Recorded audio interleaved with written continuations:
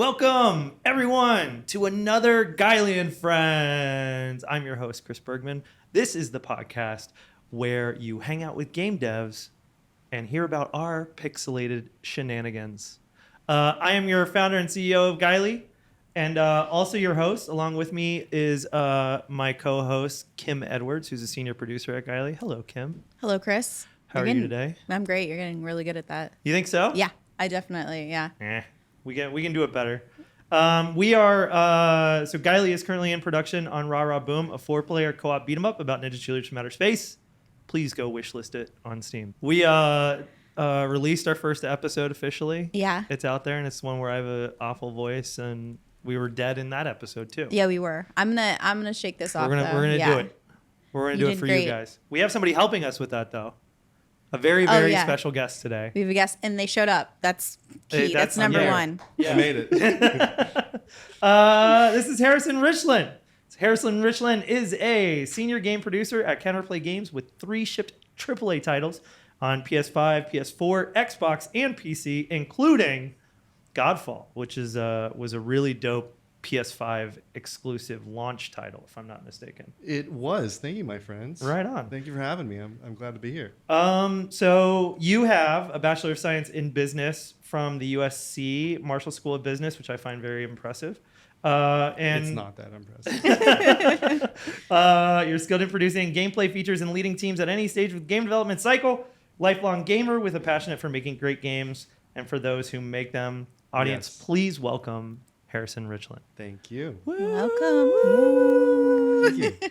And so we've been friends for, well, friends is a strong word. I don't know.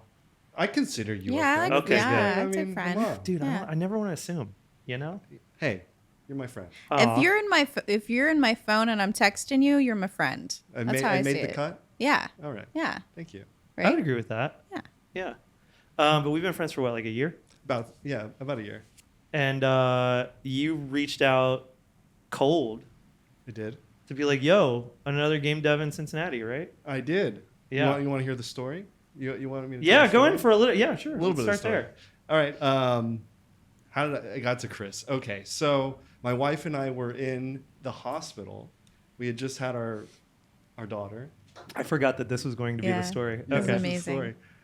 We were in the post-op room, just like hanging out, and With a newborn. a newborn, Yeah. brand new, spanking new baby, Yeah. and you popped up on the TV. There was a news article or a news segment going on about Gylee Games, and I could not believe, because I'd only been in Cincinnati. I guess we'll get into it, but I'd only been in Cincinnati for about a year at that point, and Yeah. I could not believe that there was a game studio here, let alone like there you were on the TV. And I looked at my wife with the newborn. I was like, oh my God, like I Yeah. gotta hit this guy up. Yeah. So That's that's so why I did. funny. I hit you up on LinkedIn, and then Did you name your kid after me? no, Damn it. next day. one. Don't worry. One day. Next You one. made such an impact. Maybe the Okay. next one. So let's get into some interview questions with Harrison, senior producer at Counterplay. So what inspired you to pursue a career in game production, and how did you transition into becoming a senior gameplay producer? Well, going to Give the me beginning. the story. I'll give you the story. I'll Yeah. go all the way. I didn't know I wanted to get in. I didn't know I wanted to work in games until I was like 23, 24, to be honest. Okay. I'd been a gamer my whole life. So did you just go to school for business? Yeah, Or- I did. Yeah, because I didn't know. Like I was. And you grew up in LA, right? That's I grew up in also- LA, from Yeah. LA, born and raised. So USC makes sense. I went to community college too, so I actually had to try to get there. Hell yeah. So I was proud to go there and like represent the family and everything, but I didn't really know what I wanted to do. I was like Yeah.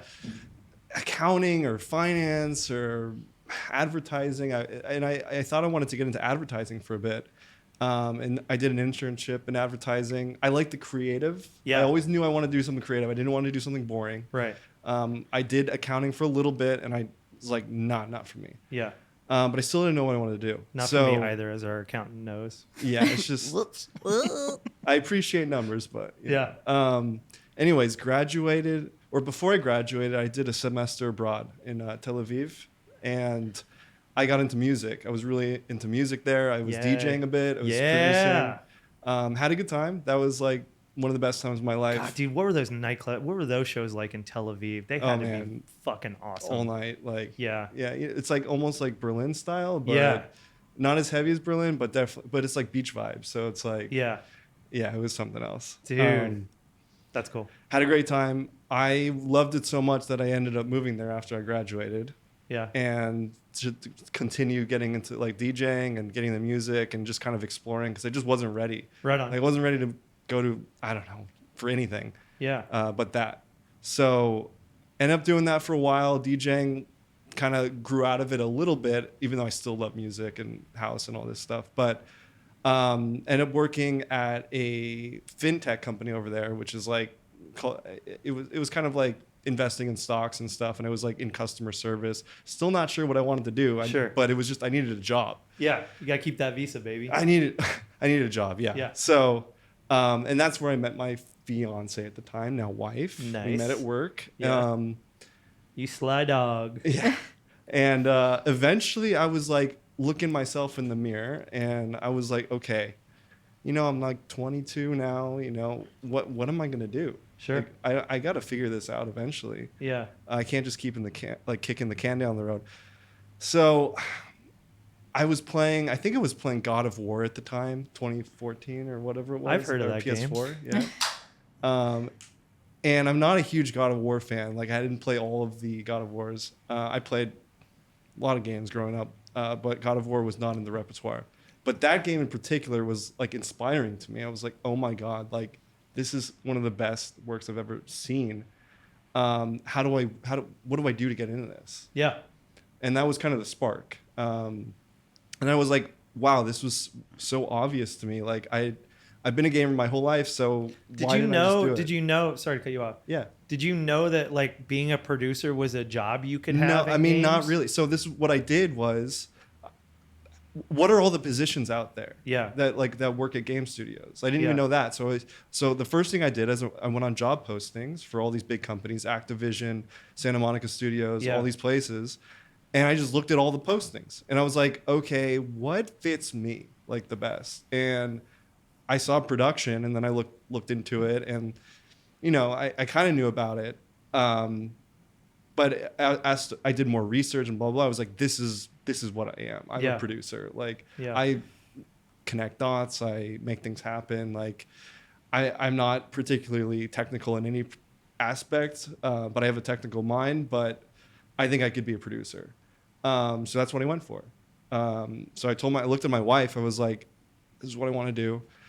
She was down for it. She was supportive. And we Always helps. Yeah, she was, bless her. And we moved to LA. We moved back to LA because that's where that was home. Yeah. And that's where I knew that I would have the best shot, I think, to hit people up and do the work. So that's what I did. We moved back. It was January 2020, pre-COVID. Oh my God. Wow. Oh, Jesus. Yeah. It was, COVID was 2 months away. Yeah. It was among us. Yeah. knocking Close. at the door. Knocking on the door, right.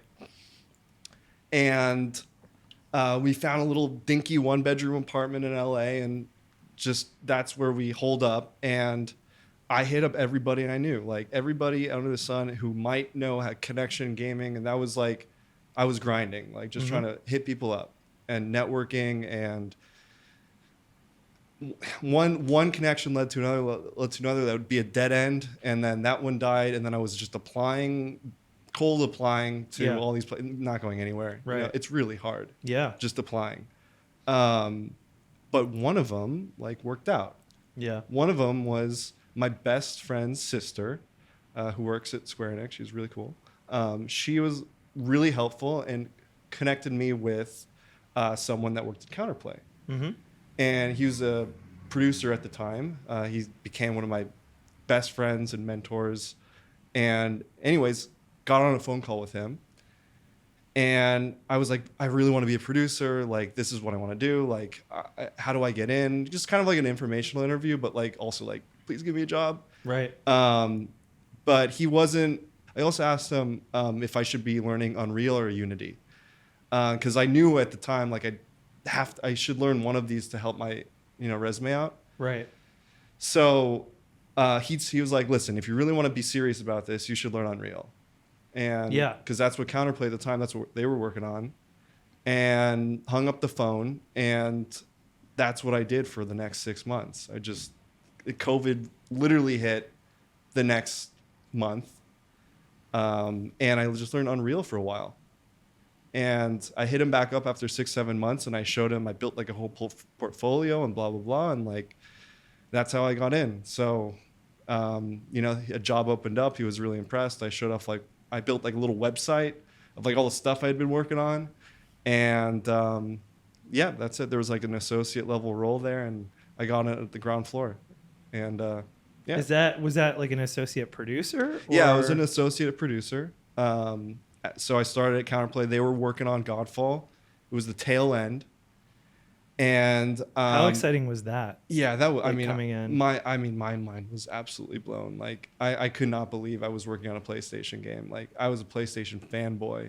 Like PS1, PS2, PS3, I've all of them. But I think my like gamerhood started with the PS1 in earnest. So the fact that I was working on a PS5 game coming up, like, and the hardware wasn't out yet, and this is a launch. Yeah, it was title. a launch title game. It was a launch title game, and I was looking at it, it looked awesome. I was like, I just could not believe it. Big Game Awards reveal, if I remember correctly. I believe so. Yeah. And there was like trailers coming out at the time. They had already secured a Gearbox as their publisher. And, I know Gearbox with Borderlands and all that. So I was just like fanboying out. I was like, oh my God, I cannot believe I'm here. Yeah. But you came in right at the beginning of remote work, right? Yeah, but the thing about Counterplay is that it was always remote. Sorry, I shouldn't say that. It was a remote first culture. They did have an office pre-COVID that people did go to. There was like 10, 15, 20 people that ended up going there. But they had a lot of remote workers. Right so on. They were all, even pre-COVID, they were remote. But then COVID kind of closed the door on the office, and then everyone was just remote. So they already had those systems in place. So there was like, all that stuff wasn't a challenge. It was a challenge, but we had our Slack workflows, and we had like a handful of producers that had been there, done that. We were still figuring shit out. It wasn't like nobody has everything figured out. Well, not for a pandemic. Right. Yeah. But I think they were doing better than most in terms of like their remote workflows. I think they were honestly, like, Counterplay was pretty good at that stuff. And yeah, then I was there really at the tail end. They had scaled so quickly. They had grown from like 20 to like 100 or 100 plus. That's crazy. Yeah, like in a short period of time. And I was somewhere in the mix. I was like 80, 85 number employee. And all these people were getting brought on to finish the game.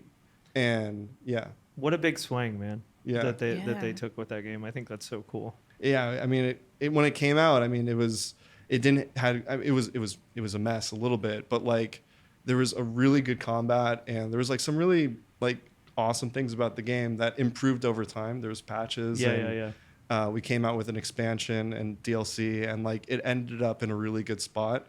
But that game was a miracle that it even came out. Every game is a miracle. Yeah, every game is a miracle, man.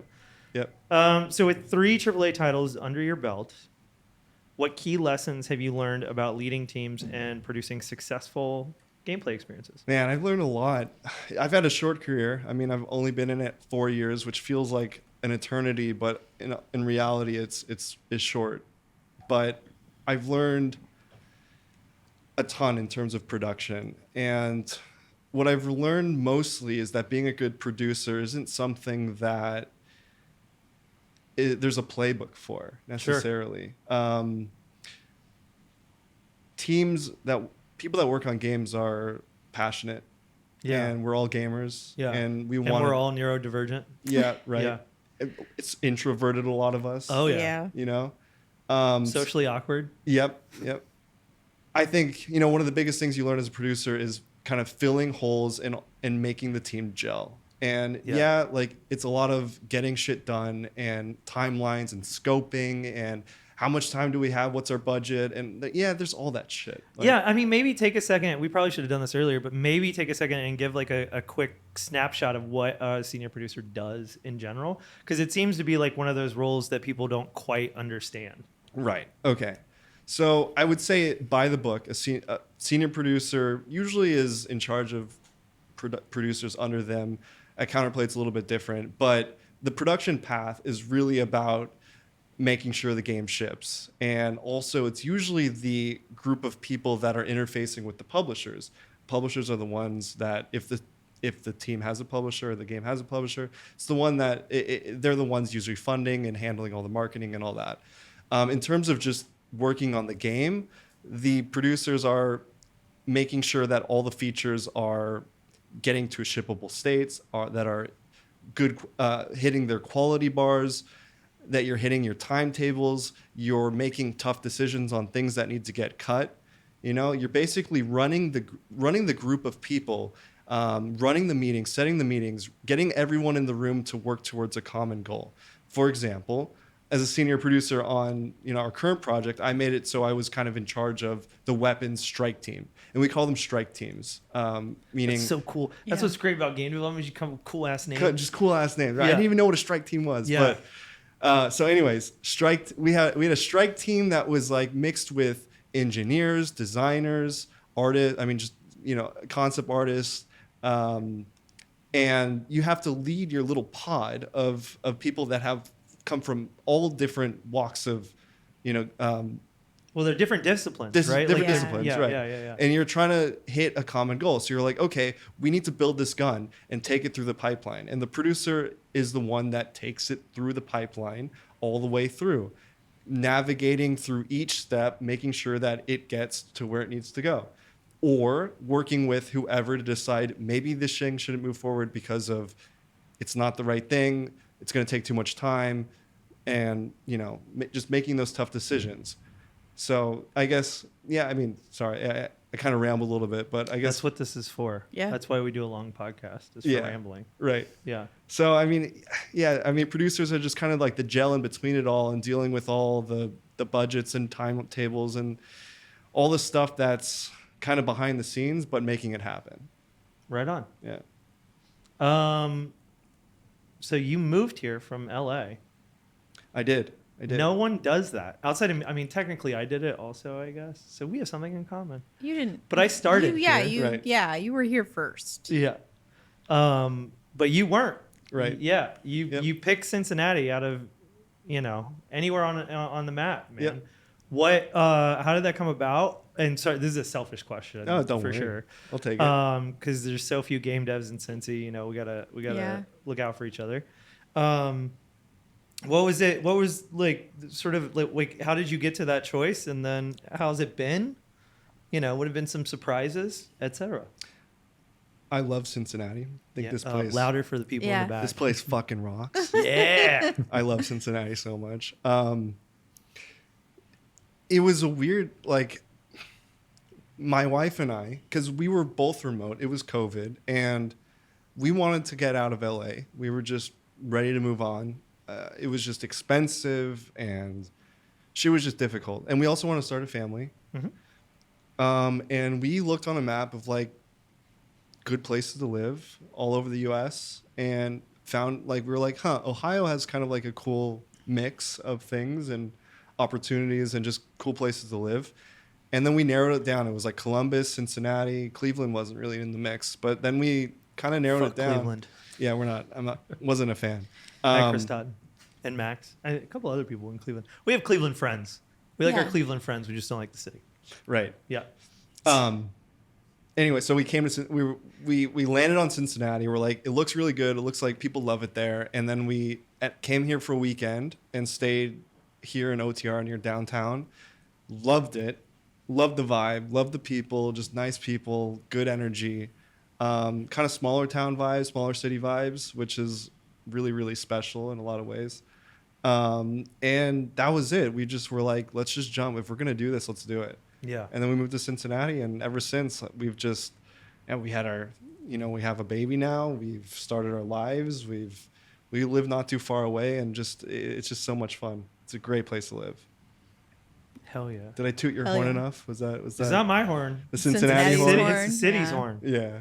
No, it's Choo a great choo, place. motherfucker. Hell yeah.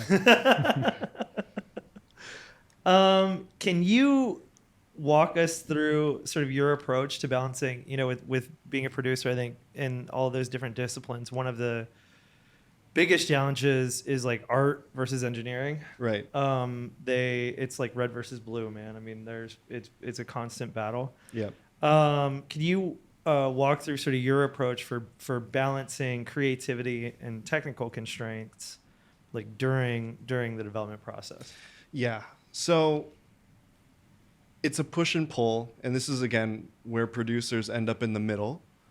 We have to kind of balance the needs of everyone and what's best for the game. It's always about what's good for the game and where we are in the stage of development. Earlier on, you have more time to iterate. So harebrained ideas that come from creatives or artists or designers, of course, designers, that's the time to try things out. And usually you're working with engineers that are willing to play ball and are willing to try new things. And that's when you want to do it. You want to get it all out of the way quickly at the beginning. We call it failing fast. Yeah, right? totally. So it gets a little harder the longer, later stage you are in development. That's when you need, as a producer, you need to kind of step in and weigh your options. Meaning, how long is this going to take? Is this idea bettering the game? And maybe that's not your decision to make, but you have to find out who's going to make that decision and how much it's going to cost, how many people are going to be involved with getting this thing in. And with that, you kind of use all the data points to kind of make that decision then and run with it. So working with engineers and artists, I think everyone is on, what's important is that everyone's on like the same team reaching the same goal. And it's your job as a producer to kind of remind people of that. But it's not always, it's messy sometimes. People get attached to ideas. You're going to have to put some of them down. People are going to be upset about it. And it's just a part of the deal. But, I think that's what makes, making games so special, again, is because there's so many people that are passionate about a common creative goal. And you have to kind of compromise. Yeah, man, totally. I mean, what blows my mind is how I think one of the ways that like I look at games so differently now as a consumer, as opposed to before, is like there's not one. It's unless you're a single developer, there's not one singular vision in most games. Right. It is a complete amalgamation of tons of people's ideas. And just like an extremely collaborative effort. Yes, exactly. Yeah.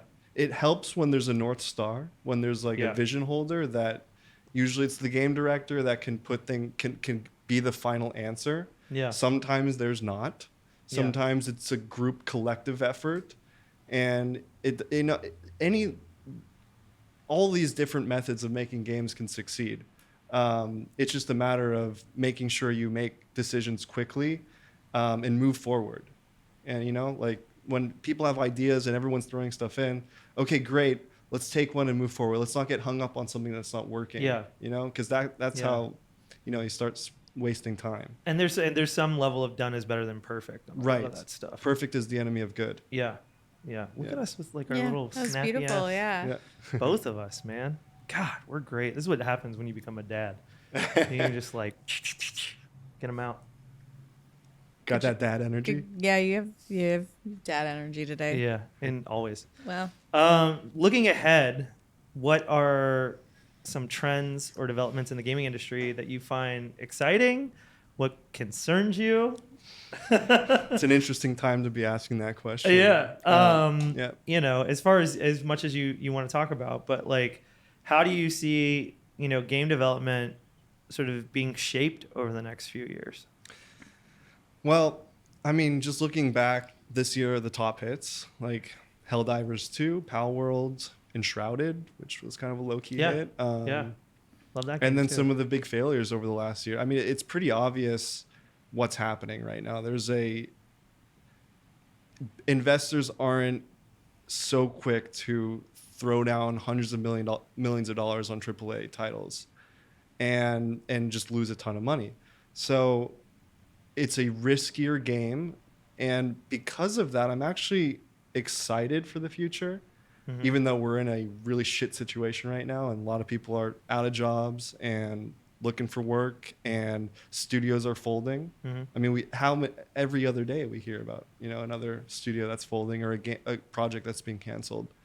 So I think it's going to get worse before it gets better, but I think it will get better. And I think what's going to happen is that there's just going to be more of a focus and more of a willingness to try smaller projects.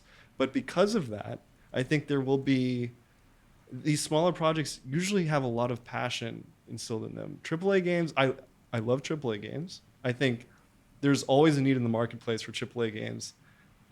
You're always going to have a Call of Duty. Yeah. Always going to have a Call of Duty. Yeah. And there's going to be, like we talked about God of War earlier, like that's kind of a game that pushes the envelope. Like it reminds people how special these things can be with. Yeah, Sony first party is always going to be want a single player game. Also narrative driven. Or although even, Helldivers counts, I guess. I don't know if it's first party, but they published it. Second party? Yeah, I don't really know. They had their back. Back. But then there's also like Fortnite, which I would consider AAA, because for sure. It's epic and they spent millions and millions of dollars on this thing. It's live service. It's not. Yeah. So there's always space for these companies, but I think there's going to be more of an emphasis on smaller projects with smaller teams of passionate devs, and I think that's going to just breed a really, really good new generation of indie games. I feel like the success of Helldivers to really could be a signal, like a green flag that like mid-tier games might be back. Right. Yeah. Not necessarily indie. Yeah, like AA. Yeah, AA. Like it's. I mean, when was the last time we saw a AA game? Like Helldivers. Just kill it. Like what? It was like a $40 game. Yep. It had like some microtransactions, whatever, but they weren't that bad with it. No, they're great. And with it. Yeah.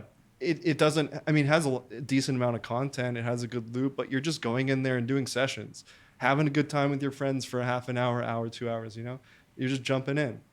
Yeah. And that's all it is, and that's all it's trying to be. Right. And I think for the game developers, the upside of that is you're to your point, you're like on teams that give a shit. There's more opportunities to be on smaller teams, which one typically means you get more responsibility than you would on a bigger team. Yep. Right? Definitely. And allows you to be more collaborative and allows you to have more input than you would on a bigger team. Right. I see that as, for us that are all working in it, some sort of silver lining on this fucking cloud that's been the past 6 months. But yeah, because you put your stamp on the game. When there's less people, you gotta pick up the slack. Like even for me, like we were at Counterplay, like I've been given a lot of opportunities that producers usually don't get just because we needed somebody to step up. Yeah. And are you allowed to talk about that or no? Like what you're doing and I can say that we're working on a third-person shooter roguelite. Yeah. Yeah, and I've been working on the player character a lot. And so like actual design, not. Yeah, I've been kind of melding into the design and producer space. Yeah. Because we needed someone to kind of fill that hole. So I've been working a lot with like the 3 C's, which is like character controls, camera, player feel, shooting, weapons, all that stuff, abilities. And I've been kind of in that space, and I've just been I'm in the best time. I have an amazing team. But again, I'm a producer. I am producing all of these things, but we've needed design help. So I've done that. Our engineers have been stepping in and doing that. Yeah. And we've all been having a hand in making our player and everyone else on the team as well, but I'm closest to the player, like as good as it can possibly be. And I think everyone that's working or has worked on it is really proud and passionate, and it shows in the game. Yeah. Because everyone had a hand in it. Do you have you had to cut as a producer? Have you had to cut one of your own design choices? Oh yeah. Yeah. Ouch. Yeah. Oh man. We've had to cut abilities. We've had to cut weapon ideas. We've had to cut different boons, which are kind of like power ups. Yeah.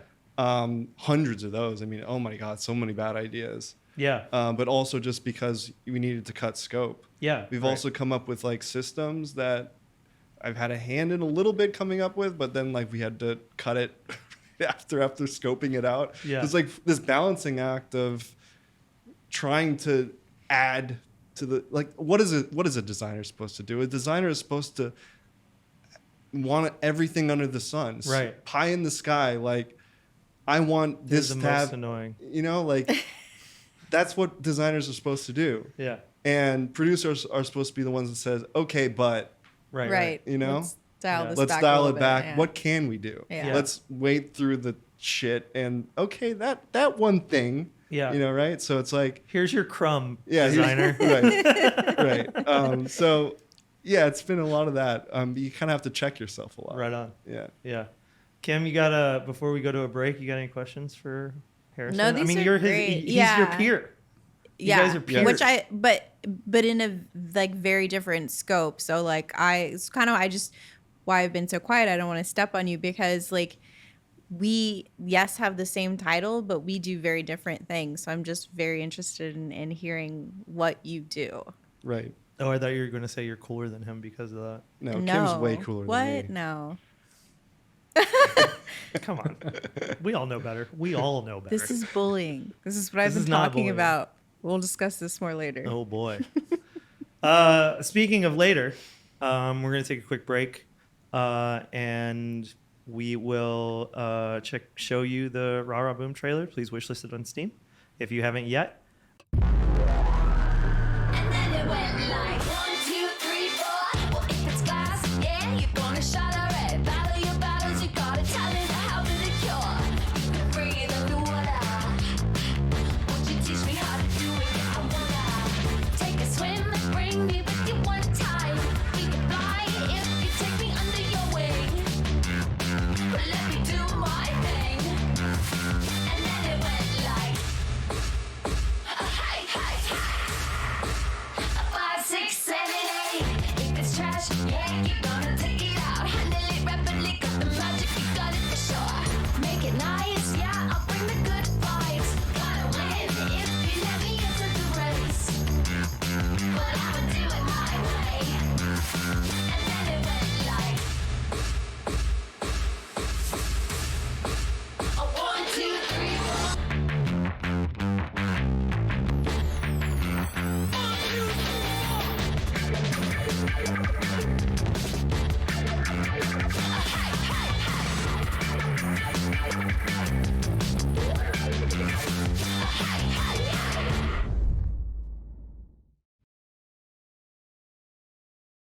Welcome back to Gylee and Friends. I hope you enjoyed the Rah Boom trailer.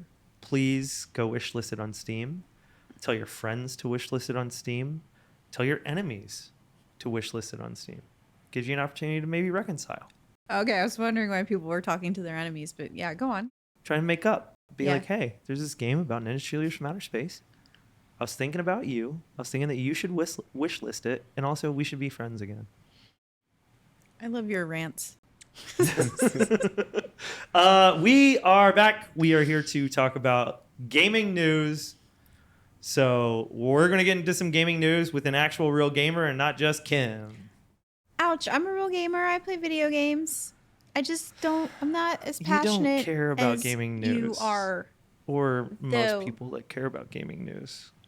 Anyway, You have your own segment called Kim's Pick because you don't care about gaming news. that's anything that's not gaming related. Yeah. It's really good. You know you're on a gaming podcast, right? Will you just do your thing? Okay. So, first bit of gaming news this week. Pretty exciting.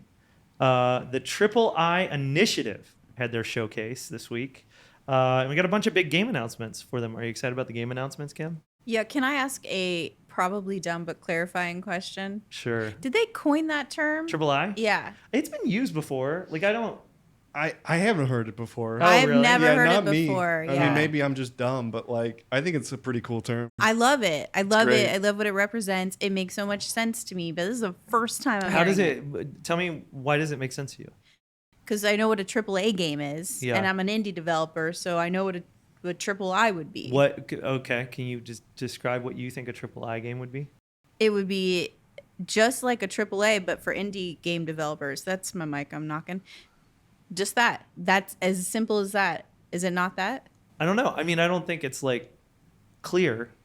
Oh, so necessarily. we're all uncertain about this. Okay. No. I mean, you're right, but I would also add. I mean, for me, I think budget's a big. With Right. AAA. Well, and- what is an Oh indie yeah, game, right? 1,000%. Like Dave the Diver. Yeah. Have you played that game? I have not. I want to really bad, and I've just not got to. Actually, Denver has my Steam Deck, which is why I haven't played it.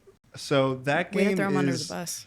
Nexon, Yeah. right? And it feels like an indie game. It should be an indie game, but it's made by Nexon, which is a big South Korean publisher. Probably had a lot of money, Yeah. but it's like, what is an indie game, right? Right. Yeah, It's kind of the question. that's a good point. Yeah, because Just didn't it? money. It wasn't up for a game award, or wasn't it up for a game award? And Yeah, people were, like, for on the Game Awards, when that was like a big controversy. It's like, oh, it was nominated for best indie game. Yeah. But then everyone was like, well, is it really an indie game? Because Right. it was like made by a big South Korean publisher with tons of cash. It's not really indie. But Yeah. what is indie? Right, right. Is it just like a mindset? Is it a just, vibe? Is it a Yeah. vibe? Is it a vibe? Yeah. Yeah. Is I it always because thought it's it was 2D? funding. Like, Yeah. it's hard to say. Yeah. Alright. I agree. I mean, I think funding is a big part of it. Yeah. Of what's indie and what's not indie. Scale too.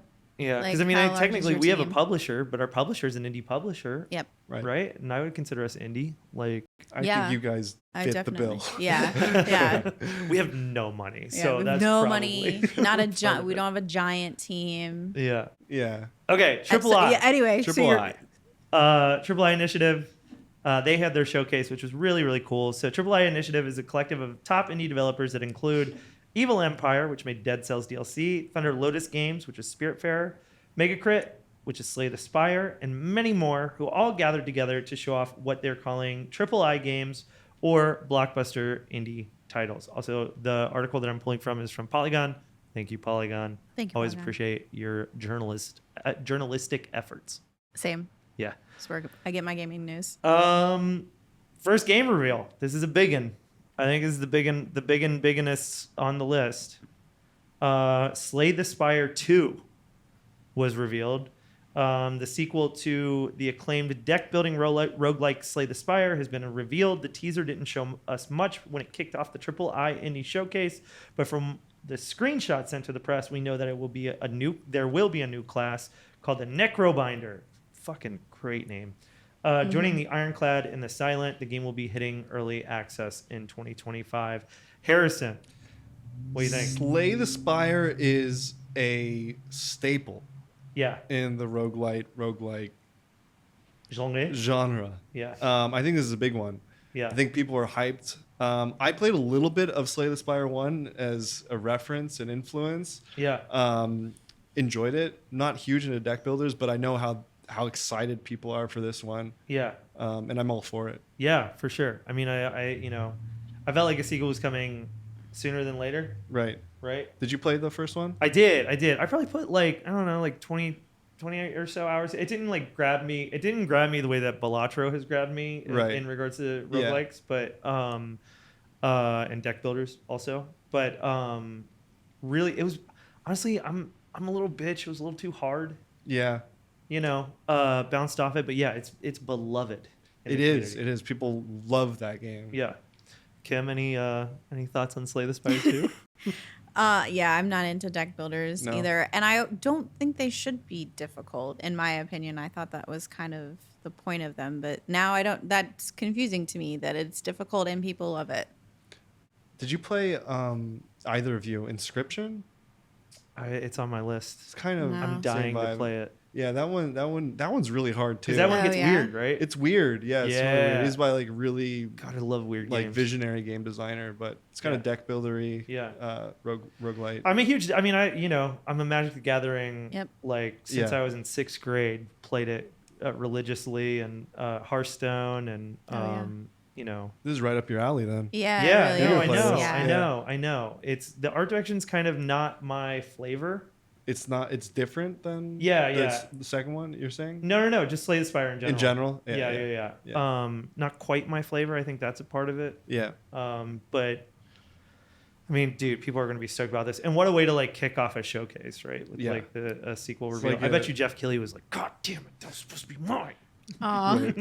I've got a fun fact Oh. for Slay the Drew's Spire. here. Yeah, Fun Drew, fact. is your What's mic up? on? It's Hi. on. Ready to go. Yeah. Every single monster voice in that entire game was all done by one guy. Nice. Like every That's enemy crazy. in the entire game, just one guy. Love That's That's one voice cool. actor, which was The range. awesome. Yeah. The range. Okay, Yeah. now I just want to play it just to hear all the different voices, honestly. Yeah, and in a That's way, it makes it more fun Yeah. to play Oh, the yeah. game once you know that, because then you Yeah. can kind of hear it. Yeah. You know, like they didn't do too much processing. So As an aspiring voice actor that may or may not have voices in games coming up soon, I really respect. I have a lot of respect for Yeah. voice actors. That's Hard right. work. It is hard. It is hard work. Yeah. Cool. Other games. We'll hit these each, man. Dino Lords was announced. Dino Lords will allow you to fight dinosaurs, obviously, in a medieval setting, which I think really happened if you read the Bible. If I'm not mistaken, the Bible says that that's how it went down. Definitely. Yeah. 100%. Yeah. I'm not. That's how I read I'm not it. playing Yeah. your game right now. Yeah. Dino Lords seems like a traditional medieval city builder and tower defense RTS at first, except for one twist. The enemies ride around on dinosaurs. Feels like that's all you need to know. It's coming to Steam Early Access first. Although no date has been revealed, still you can wish list it now. How do we feel about dinosaurs in medieval settings? We love dinosaurs. Yeah, I think that's kind of a given. Let's go. Yeah, RTS medieval. Okay, let's see it. I don't know. Sounds fun. every dinosaur thing's fun. Just man. dinosaurs, man. Yeah, Come yeah, on. I'm with you.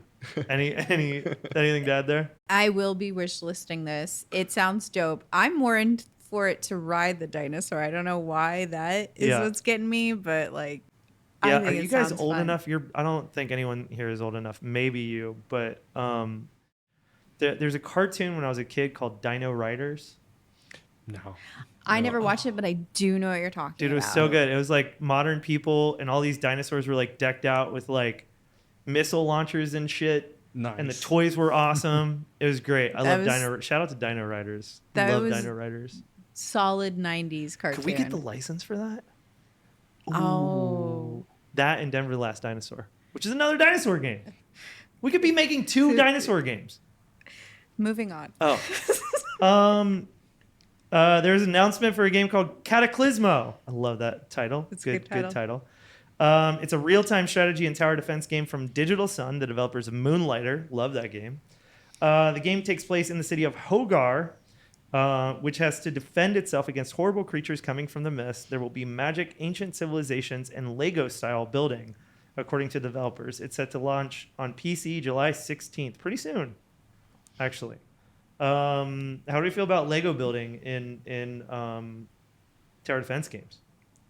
I'm intrigued. I love Lego. I actually saw some of the clips from this one, Okay. and it looked kind of interesting. Why? What in particular? I don't know. I think maybe just like kind of the theme and the graphical style. Like I did see like the Lego kind of aspect of it and how things kind of get built and fall apart. And and I did see the enemies and just kind of the low poly count. I don't know. I just thought it looked cool. Hell yeah. Give it a shot. Yeah. I don't know.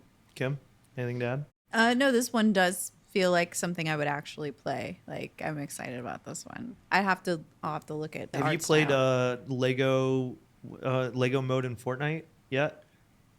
Yeah. Have you? You have Yeah. I tried. How is it? I'm interested. So, like, just to be completely transparent, like, I don't play it. My husband does, and then he'll be like, "Come over here," and then I'll put his headset on, and then I'll like navigate. So, like, not like a huge amount of anything. It's just like dicking around for like 30 seconds.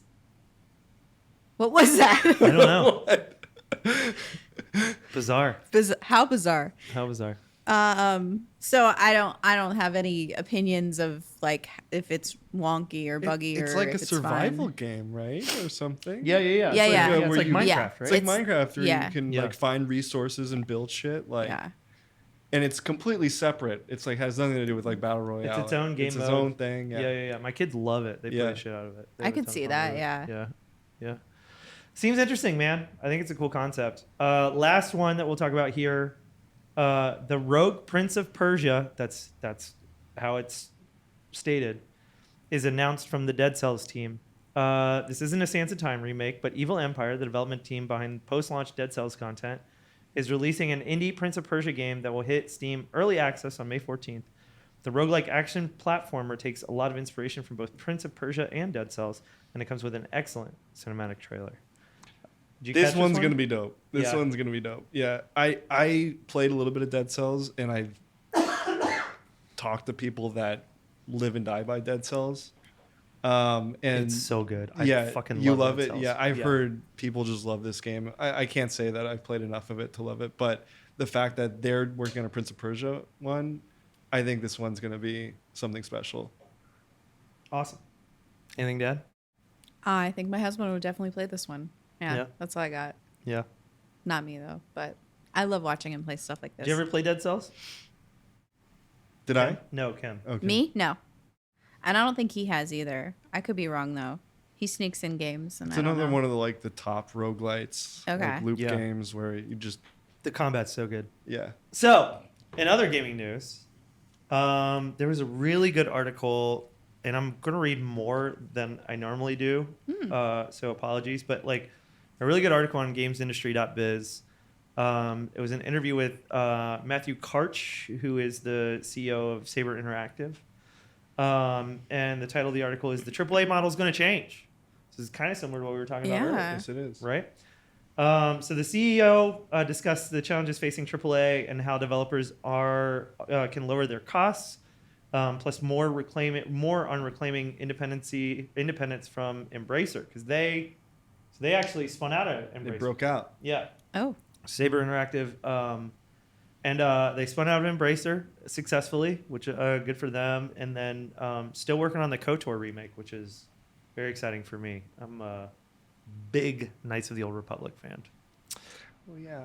They were working. So the games industry's current troubles have been well documented by this point, and looking at the release slate for the rest of the year, you'd be forgiven thinking there's not much cause for optimism on the horizon.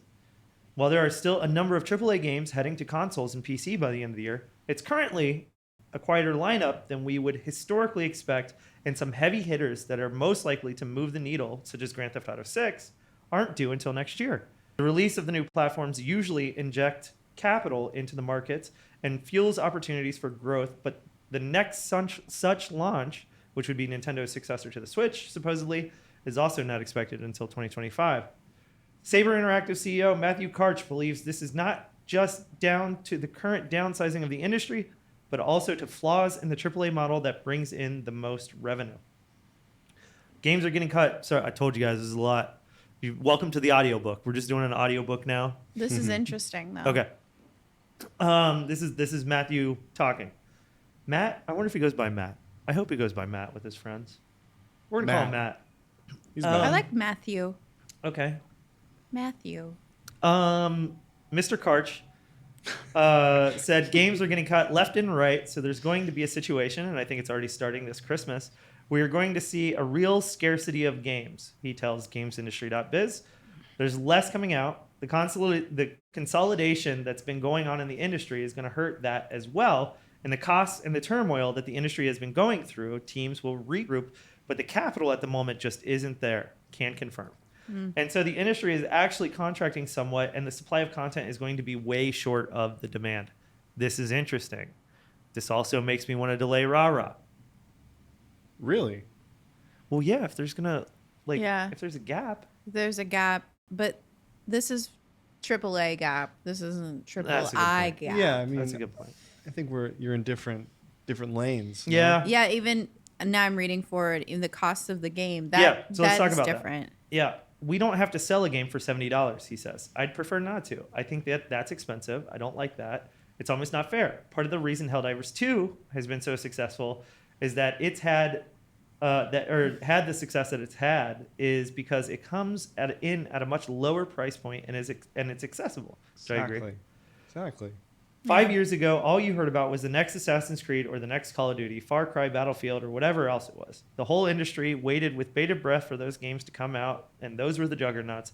But now you're seeing stuff like Palworld, Helldivers 2, and Valheim, another one like Enshrouded, Right. coming out and killing it. People are realizing that there's an opportunity to make great entertainment at a price that isn't going to kill somebody's bank account.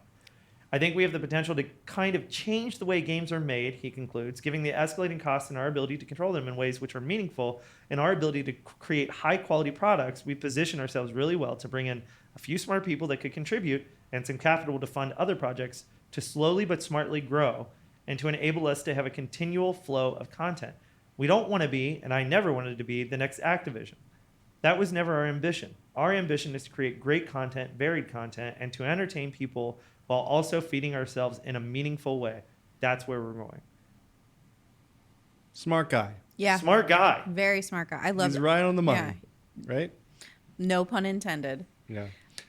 I was having this conversation with my husband literally this morning, not about this article, but just like the cost of AAA games. Like depending on like if you just get the game, it's about 70, and then if you get it like gold, The cost to purchase a game. Yeah, it's just Bunch so of much. bullshit. Yeah. Yeah, I don't spend less than $100 on a AAA game. Oh, you Yeah. get the Ultimate Edition. Yeah. You get early access. I need now. that fucking soundtrack.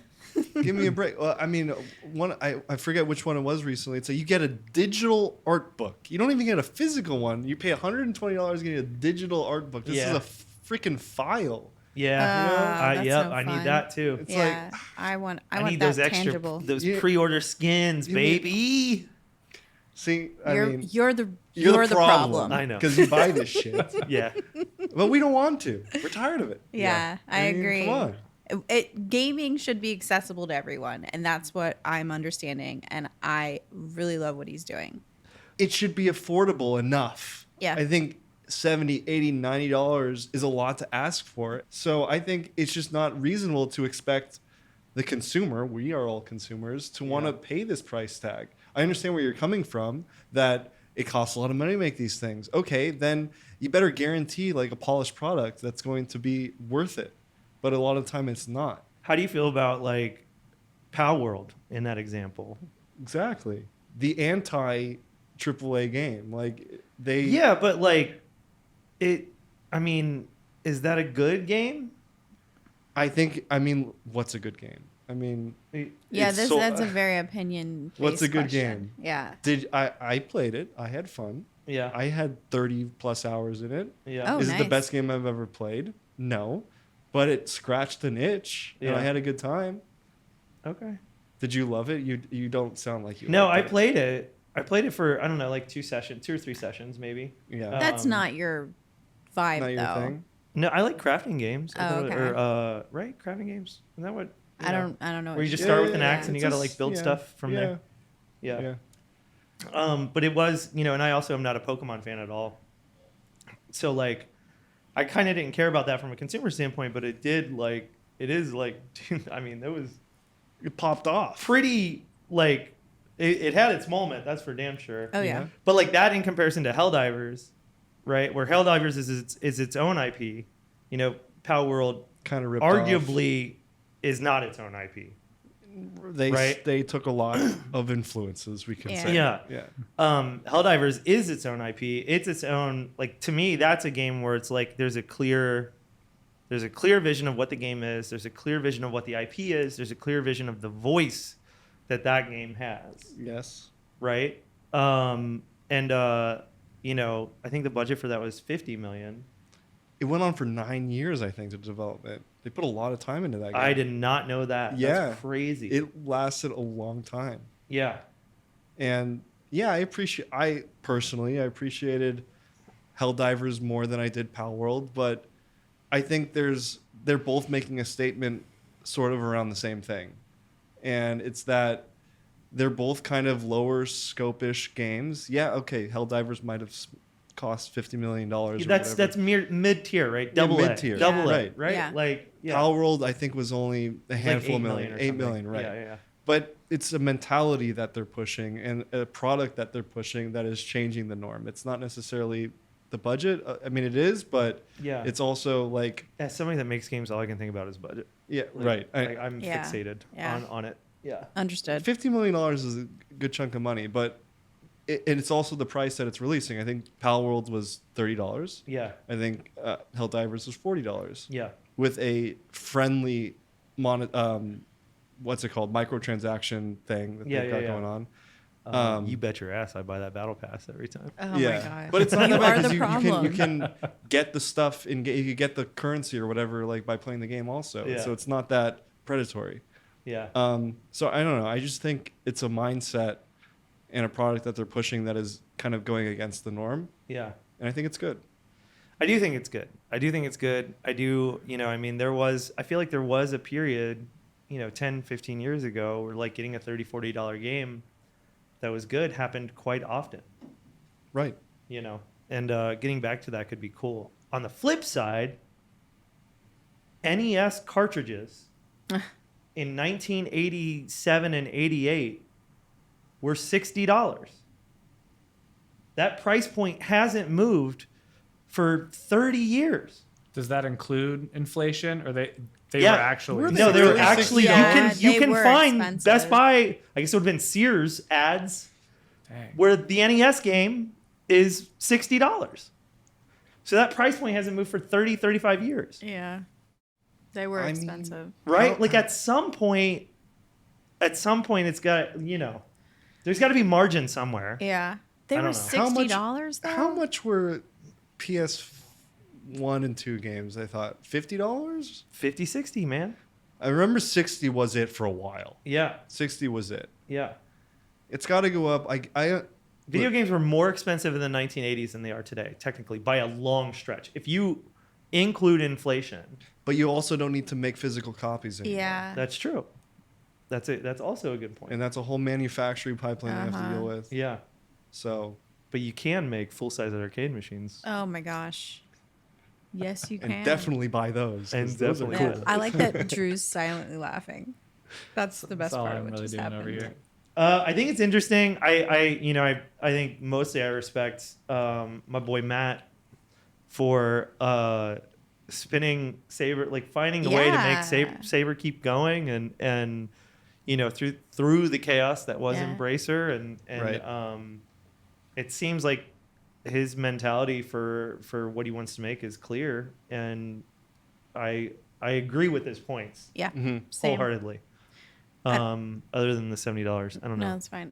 I Yeah. don't like this terminology, but like being a disruptor for certain types of things like this is important for video games, and he's that, and I appreciate that. And speaking out, I think Yeah. I think it's really difficult. I'm terrified of doing this podcast from the Yeah. standpoint of like I'm definitely going to say some dumb shit yeah, Yeah. I mean, for it's sure. opinions. It is Yeah. guaranteed. Putting yourself on the line. Yeah, yeah. I don't know if you heard a few weeks ago at GDC, Baldur's Gate. Oh, nice shirt, by the way. Yeah, Yeah. by the way. I Yeah. think we Um, have the same design, but like with It like was- 2022 or Yeah. something in it. Can Yeah. we wait? Can we? Okay. Can Sorry. you hold your? I know where you're headed with it, Oh, yeah, really? yeah, we could hold. and, yeah. and I yeah. fucking love that studio, Larian Studios. Yeah. We have found the GDC hack of all GDC hacks. What's That that? I think we found on accident. Was it your idea or did we? I don't know what you're gonna say. Was it the meeting spot? What are No, you gonna going say? to the store. Oh yeah, that was my idea. Oh gosh, if I can save me $1, I'm gonna do it. This is the smartest thing to do when you go to GDC. What- if you what's like that? GDC merch. I Yeah, apparently do now. Yeah. Okay. I do. And so this is very specific to GDC because I tried it with PAX and it didn't work as well because they put the year-on stuff. They can't resell it the next year. So the very last day when you're at GDC, it's like half price, it really? 70%. You go Oh like my God. 4 hours before close. Yeah. I at think the that's end. when I went. It was only like $20 or Yeah. something. I mean, dude, I didn't I know. know. You get I everything think on the t-shirts were cheap. like $5. Yeah, really? They Like like that much? slash Yeah, prices. yeah. Yeah. It was Oh, like- wow. Because they're just trying to get That's- rid of it. Get rid of it? Yeah. Yeah, dude. and they're throwing in mouse pads and giving you whatever. That's Yeah. the Like, hack. That's Yeah. when you the gotta go. hack. The Yeah. GDC hack. is And go at the you have very to end. walk around Yeah. with all that stuff. Right, yeah, exactly. Precisely. Yeah. I always take because I Like an extra backpack. I take an extra backpack because I always buy, when I go to the GDC store every year, I buy a shit ton of art books and game development books because it's the Yeah. only place you can find all that stuff in one spot. They have really good stuff. And then buy a ton of video game soundtracks on vinyl too. On Yeah, they had the whole IM vinyl 8-bit. section. That Yeah, was yeah, so yeah. cool. Yeah. Really cool. That's one of my favorite aspects of GDC. Okay, Larian. Yes. So during GDC, I think it was the game director, creative director, I forget who it was, but During the awards, right? during the awards came Yeah. up and basically shit on the whole state of the industry, going from layoffs to corporate mindset to public versus private, and kind of just shit on the state of the industry in kind of the best possible way, and very similar to what the guy at Saber was doing. So I just think that it's great that these kind of top voices are coming out from studios that we respect, that are kind of pushing the industry in the right direction. Yeah. It's Yeah. like positive voices. Positive Yeah, voices yeah. that, You know. yeah, right.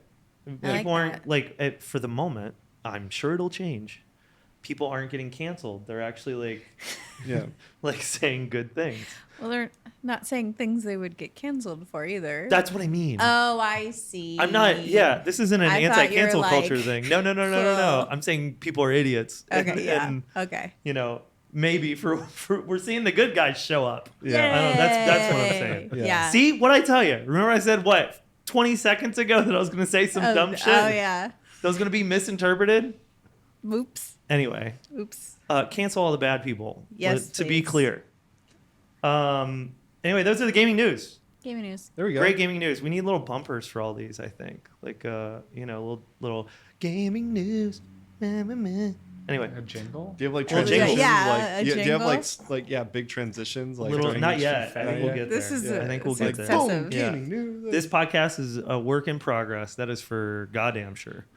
I think you're doing great. Also, as an aside, and then we'll get to Kim's pick. which yeah, is I think the you're most avoiding important- Kim's pick. I am actually. I had the kids listen to our first episode in the car when I was driving them home from school yesterday. Oh. And they that's both cute. immediately go, "Well, this is very child friendly," as I'm just cussing up a storm because like that's how I talk. I don't even hear it anymore. They were just shaming me for Really? my cussing. Yeah. So if you're listening to this with your kids, I'm sorry I cuss a lot, and that's just going to continue because I've been on podcasts as a guest. I'm not allowed to cuss, and it's just anxiety through the Yeah. roof. I can't do it. So I cuss a lot, so it makes it easier. Yeah, absolutely. I think most people do. Yeah. I don't know. Most adults do. All right, All right, bud, you ready? Kim. So Kim doesn't like gaming news. So It's not that I every don't episode, like gaming news. You just said that I was allowed to have my own pick of whatever's going on, what we can talk about. and what do we call What's it? going on? Kim's pick. All right, this is Kim's pick. This article is titled "Workplace Bullying and How to Identify and Handle It." Now, this You was have no published. notes. You just have the article title. In Yeah, here. because I'm gonna go through it. No, I'm looking at this. So yeah, there's a like not a diagram. What do you call it with when it has picture? That's- Anyway, it's not a diagram. Anyway, infographic. is the word, infographic. yeah. There's a really good infographic on this one, and it actually got published a little earlier in the year, so it's not quite brand new. Oh, okay. Yeah, for the people. Thanks, Chris. Yep. There's just like a few things I think this is very helpful for people because it's pretty rampant, and we want to make sure that we're aware of things. I'm super aware of workplace bullying. Yeah, Especially okay. at Gylee. Yeah, like there's this And it's you bullying statistic me. I would like to read. Although anyone can commit workplace Drew's bullying, already lost his shit. it is most often a top-down issue, with 65% of bullies being bosses. Yeah, but there's another 35% that aren't. Did I do that math right? I did do that math right. Did you do that? Uh-huh. Yeah, you did actually. Good job. So just like wanted to point that out, CEO. And then I thought this would be really helpful and there's a segment, it's how to identify workplace bullying. So we just kind of want to I'm Run excited It's to easy to just hear. look at Chris, right? What? It's you just see Chris, and that's Right. identifying. Kim! well, you know what they say when Don't you're pointing a gaslight me on finger at this. somebody. Don't gaslight me on this. All What do they right. say? There's 3 pointing back at you when you point a finger. Do your parents ever say that to you? Really? If you point a finger. If you're pointing a finger at somebody, there's 3 pointing back at you. Oh, these guys. Yeah, these Here. little guys. Yeah. Good one. Okay. Like I didn't it. know that wasn't common. Anyway. Mom slogans are not as good, man. Ouch. Dad slogans win. What did I say to you yesterday? Make good choices. You didn't like that one. You say that to me a lot. Yeah.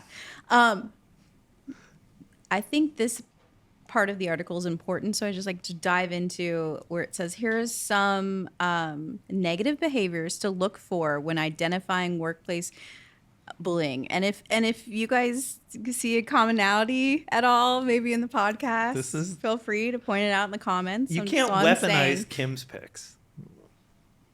These are my picks. I do what I want. Oh my god. Okay. Intimidating. This is bullying. This whole thing, the meta of what's happening, is bullying. Bullet point 1. Intimidating, undermining, or hostile comments or gestures. Just reading this verbatim, okay? Persistent teasing or humiliation. Passive aggressive comments or insults. All my insults are aggressive. There's no passive element to them. Constant unfair criticism or blame. You're just describing yourself. You didn't like this article, is all I'm going to say. Taking credit for other employees' work. You don't do that. I will absolutely. You don't do that either. You're really good when giving credit. Yeah. Is due. The only credit that I take is all of Drew's work. Because it's mostly Drew. yeah, because it's mostly Drew. Yeah. Yeah. I mean, Well, you literally try to call it. But in the name, it doesn't take credit. Right? Yeah. See? Anyway. You're walking the walk on that one. We're being bullied, just yeah. working in the games. Last one. Aggressive verbal or nonverbal communication, including digital communication.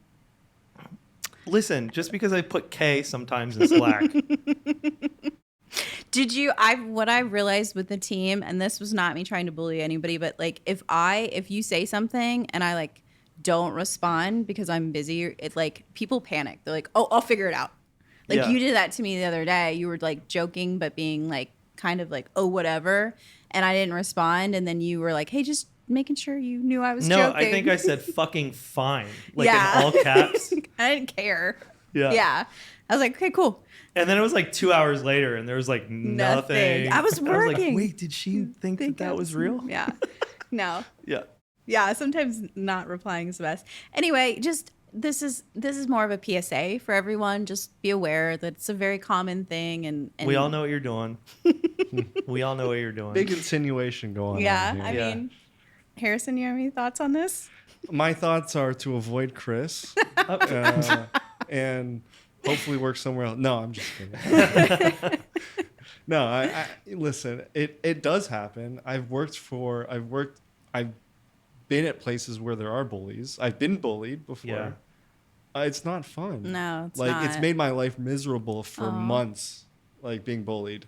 Yeah. For being junior, not long enough in the industry, not just it Yeah. sucks. It makes your life like shit, and it just Yeah. shouldn't happen. Like I agree. we need to get over this. Yeah, Like no matter what industry you're in, I agree. it happens everywhere. Yeah, Yeah. and it is. I was just being silly about the 65%, but it is usually people in charge, like bosses or whatever. The People with seniority. Yeah. Yeah. It doesn't have to be the CEO. Control, power. Yeah. Yeah. It's a power dynamic. Right. And I think we need flatter is better in some regards. Absolutely. There needs to be people that are in charge, but there's a way of going about it. yeah. Yeah. What were you gonna say? I was just going to say that we've dealt with our fair share of bullies, you and I, Yeah. in the past. Yeah. Yeah. I know what you're thinking, and I would agree with that. All right, that's Kim's pick. Thanks for the pick. Always so uplifting. Always so uplifting. Every single time. Uh-huh. Jesus. I'm inspired. Thank you. Moving on. Yeah, you got any shenanigans? Oh, let's talk shenanigans. I don't have much. We spent all weekend working on the milestone. All freaking We did not weekend. not do No. much else. We were just Shenanigans is playing the build. Fucking level 5 boss over and over and over and over and over again, which is very fun. Highly recommend you play it over and over again. So it was a pretty boring weekend. Pretty boring week for me. Like not a lot going on, but I did. I got to hang out with because I haven't name dropped all episode. I don't think. right? True? No No name Number drops one. this episode. Wow. We can't have that. Okay, go on. So I did hang out with my good buddy Cooch.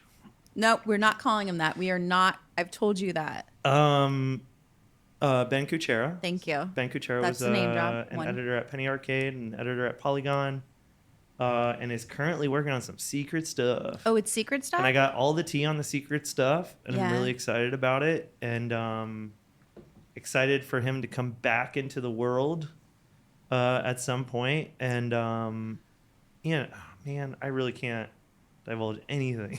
Do maybe like an estimate of time? No. Or the secret? No. Okay. Wow. No, but it's just fun to, it's, I think what's neat about it, I don't think he'll mind me saying this. He was a guy that, like, I literally tracked him down. I'd been following him he was a writer at Ars Technica, and then went to Penny Arcade for a little bit. And while he was working at Penny Arcade, I was at PAX East, and I, like, tracked him down to, like, accidentally be in the same coffee shop as him. Be like, Wow. oh, hey, aren't you Ben? Because I knew he lived Oh, here. I that's knew he lived cool. in Cincinnati. Oh, really?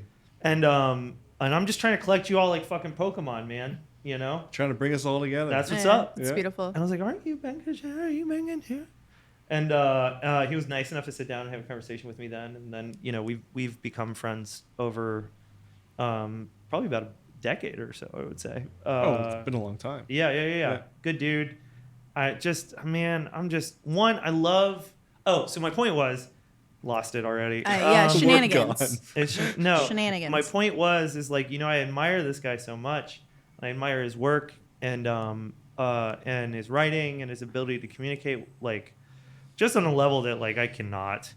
And and then this conversation that we had the other day was all about me helping him and giving him advice. Oh, And, that's cool. You know, Full circle. and that's like, yeah, it's like a full circle moment. Yeah. And it made me feel really good. And he seemed jazzed by it. And I'm definitely jazzed about what he's working on. And hopefully you guys get to hear about it sometime in the nearer future. Yeah, Yeah. I love this little gray area we're living in. Yeah. I get it, Can't say though. much. No. Yeah. It's all right. It's my friend. It's for him to say. Not me.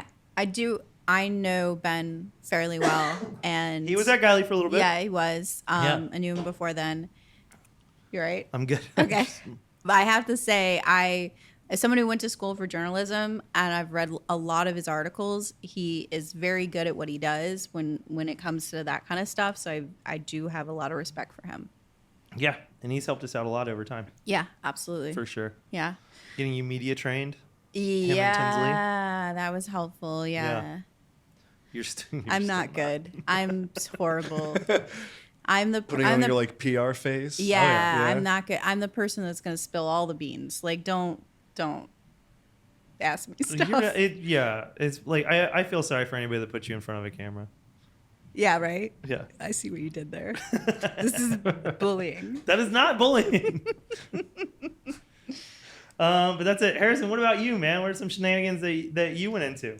Well, You get to gave go a- further back, right? Yeah. I gave a little bit of a sneak preview and I wore the shirt because it was my first time at GDC this First year. ever? First ever. Dude. It's my favorite convention. It was my first ever gaming convention Crazy. I've ever gone to. Oh, that's the one you start with, honestly. Yeah. I loved it. I Yeah. mean, what a good energy. I mean, I grew up my whole life wanting to go to E3. Oh, That was- wow, oh, yeah. man. That was Sorry. yeah, rip, Yeah. right? Yeah. I got some good E3 stories. We'll talk about later. Yeah. That's what I wanted to go to. Like Yeah. I grew up there, and every year it was the biggest deal.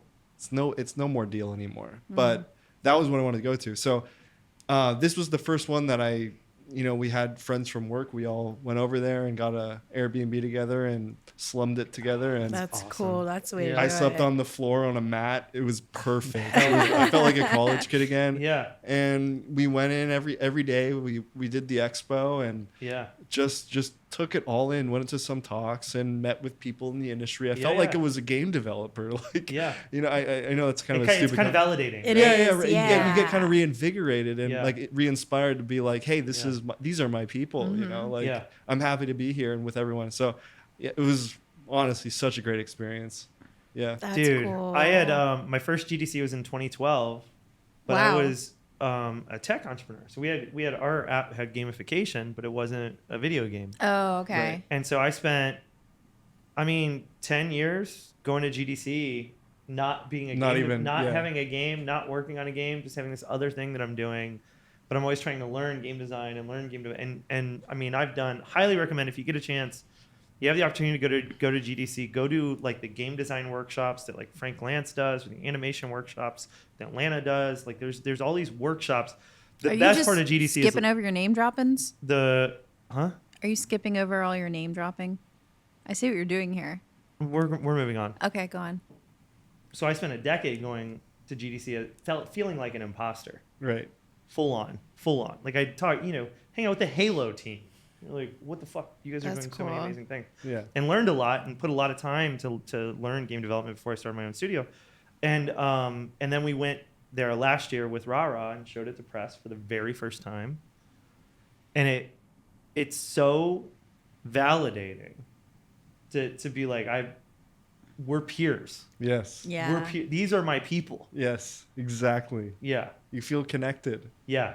Yes. And especially this year, it felt bleak at points Yeah. because of the state of the industry. Yeah. And Yeah. it kind of like reverberated through the whole, I guess, feel and energy there. But we were all in it together. Like there was a lot of people, I don't know how to describe it, but like it just felt that we were all on the same page. Yeah. Yeah. Like I'm still standing. Yeah, I'm still here. Some people didn't have jobs. Some people just got laid It's off. still like, important to me. Yeah. It's still important, like, but we love it and we're here in this together. That's Yeah. cool. And that was really powerful. That's awesome, man. That's really First cool. GDC. Yeah. It was great. Any Yeah. other shenanigans? I see other shenanigans here. I'm going on a big trip with my fam Yeah. to Greece coming up with my wife Yasmin and our 1-year-old daughter. Yeah. Going to Greece. Nothing like Very an excited. international flight with a 1-year-old. We're so excited. Yeah. She's a really good traveler up Okay. until this Yay. point. Yeah. But yeah, every flight we've gone on, she's been great. I'm jinxing it now, so it's going to be awful the next time, Yeah. of course. You'll have to come back and do an update. Yeah. Right. Yeah. But we'll get there, and it's going to be great. Oh, So that's we're so looking forward to That's it. exciting. What parts of Greece? We're going to Athens, and then Mykonos, Santorini, Paxos. Santorini is crazy. All the good Paros ones. and Naxos is what they're called. They're like kind of island hopping. Yeah. Okay. And it's been a long time since we had a vacation, and Gosh, We that's need the it. place. Yeah. Man. Yeah. yeah, How long are you staying? about 2 weeks. Okay. Oh, that's perfect. That's Yeah. nice. Wow. Yeah. That's going to be so fun. Yeah, that will be fun. Yeah. And Kim. having a 1-year-old discover those new things I know, and we're seeing gonna have it through such their great eyes. memories. Yeah. Like people have said, "Oh, They well, won't don't have travel." any memories. It doesn't matter. You no, will. you'll We'll yeah. have the memories. Yeah. They're gonna just not remember shit, and then we take the pictures. Right. And, be like, and you then were there, remind remember? them. Right. Yeah. But it's it's for us. It's for us. To, Yeah. Yeah. I love that. Yeah. Kim. Chris. Shenanigans. Shenanigans. Shenanigans. Shenanigans. Shenanigans. Ooh, I like Ooh. that one. Shenanigans. Yeah. Anyway. Pretty good. Okay, cool. Maybe. Table it. So earlier this week on Monday, there was a solar eclipse. There was a solar Yes. eclipse. I think we all We kind were of there. experienced that. Yeah. And Cincinnati was close to being an totality, but we We're like weren't. 30 minutes away, I think. Yeah. Right? So Yeah. I drove 45 minutes to Oxford to appreciate what totality looked like, because I didn't quite understand it until there's an episode that airs like a few before this one where I read an article. It's when I think it was You we call it had- the total totality. I That's kept what- saying total totality like 5 or 6 that had me times. laughing. That was Oh funny. my gosh. I now know more than I did before, but I knew it was like a once in a lifetime thing. We weren't going to get this here in the United States again. And I had a good friend that has a house there, and there was just a small group of people, probably like 10 of us, drove up there, stayed at their house, and I was able to experience the totality portion of it, which I am so glad I took the time to do that, because I was able to take off my glasses and stare at the sky for 2 minutes, and it is there.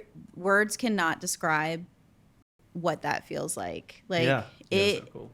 is amazing. It was the most beautiful, magnificent thing. Like just being able to see a sunset, but also have this sun completely covered, and then just, I guess, like you it's an out of body experience. Like you really don't.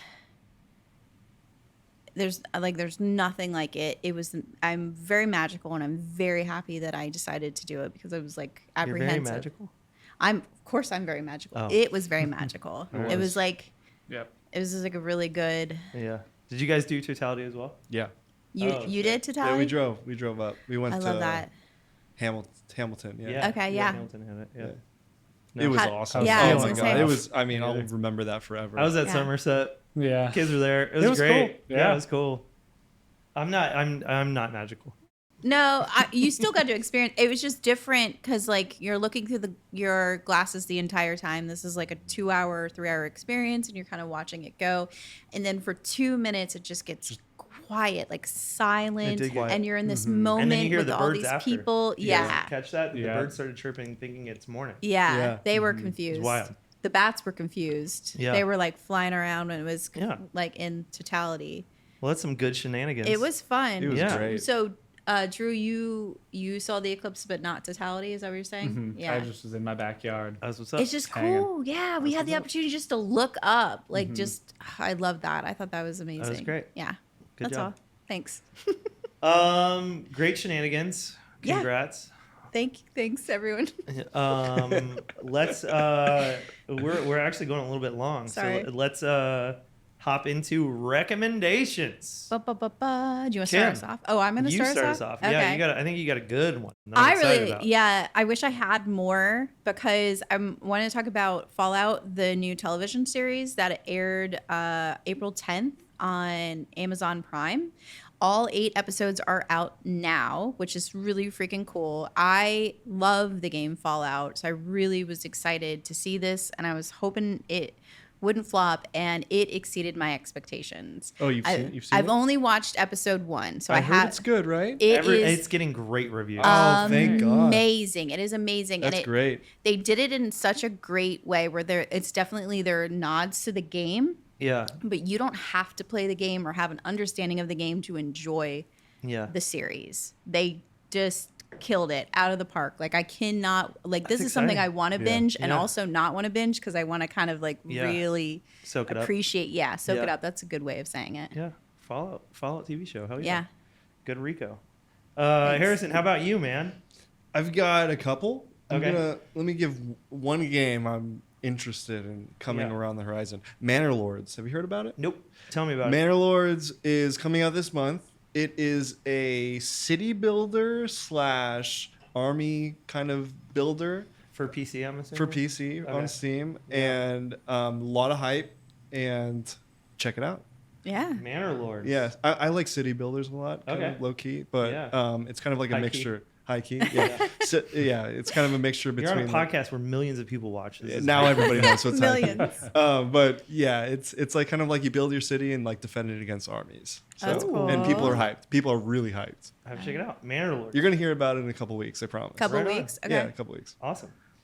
Yeah, I'll keep it short as well. One sketch on TikTok is my new favorite dumb thing. He's taken over my TikTok. Brother. What's up, brother? He's only taken over my TikTok because you keep sharing. Tuesday. Yeah. Yeah. This is great. It's but it's just entertaining. It's like dumb entertainment. I don't know. I love it. And then the other thing, real quick, is New Heights, which is one of my favorite podcasts because I'm a bro, even though I don't want to be. Which is Travis Kelce and Jason Kelsey's podcast. The main reason that I'm bringing it up today is literally right now, right this second, they are recording their podcast live about a mile from here at UC. There we go. Pardon? Right now. Right Yeah. now. Right this That's second. cool. Joe Burrow, I think Joe Burrow is going to be on this episode.